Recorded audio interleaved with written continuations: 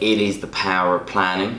I think that too many people either they sit on a spectrum of planning that is either I don't do any planning and I sort of just let the world take me where it takes me, and then there are people who plan as overkill, and they spend so much time planning for something that they're not actually getting on and doing it.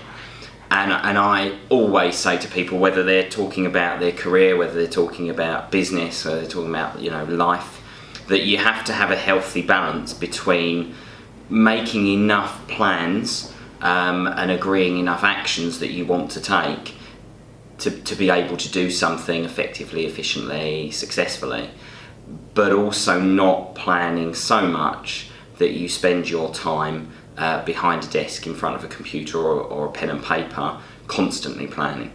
There are too many people in the world who are what we call wantrepreneurs, so people who want to leave business. In fact, research suggests that 2/3 of all millennials say that they want to start their own business.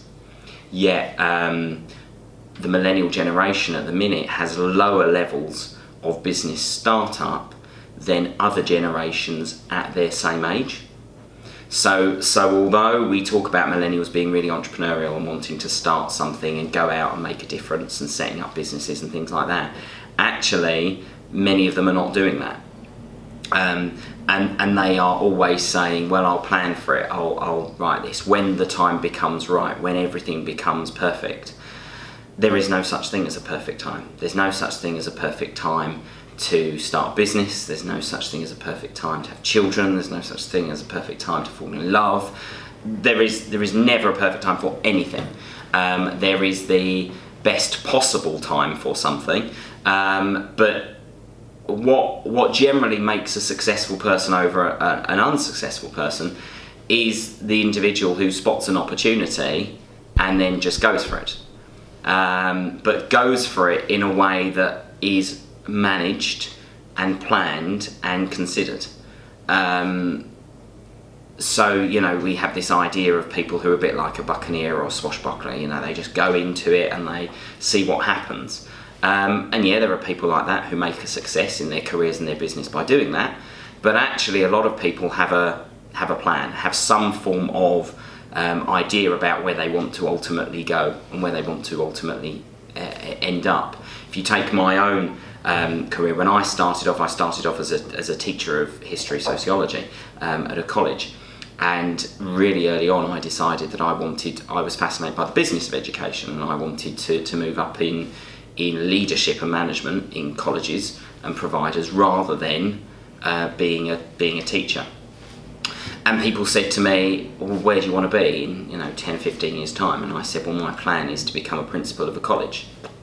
And people say, that's a bit ambitious, a bit whatever, typical millennial, that sort of stuff.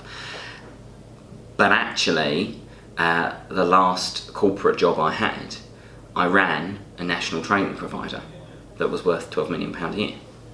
Well, that is basically a private sector equivalent of a principal. So I got there. It was a bit of a funny old route that I took, but actually because I planned for it and because I knew where I wanted to get to in terms of my destination, it meant that every decision that I was making in my life was based upon the idea of, is this taking me one step closer to where I ultimately want to be? And I think that some people will just go for something without giving it too much thought about where they may end up, and that's risky. But also there are too many people who say, I would love to be, or I want to do this, but never actually do it, and spend so much time being paralysed. We talk about paralysis by analysis. So you spend so much time thinking about the what ifs that you never actually do. And so the biggest thing that I have to try and persuade people of is a mindset thing. Is you have to be clear about where you want to go, accept that it's not a straight line to get to it. Anybody who sails will know that a journey from A to B isn't a direct straight sail. It's actually a sail that goes a bit like that. But you have to be clear about where you want to be. And then you have to make decisions based on the idea of, is this getting me one step closer, no matter how small, to my ultimate ambition.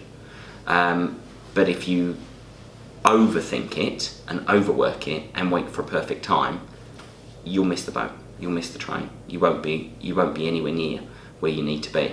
So that's like the biggest takeaway that I give people. It's about a mindset. It's about having a clear destination, getting on with it, and making decisions that take you that one step closer.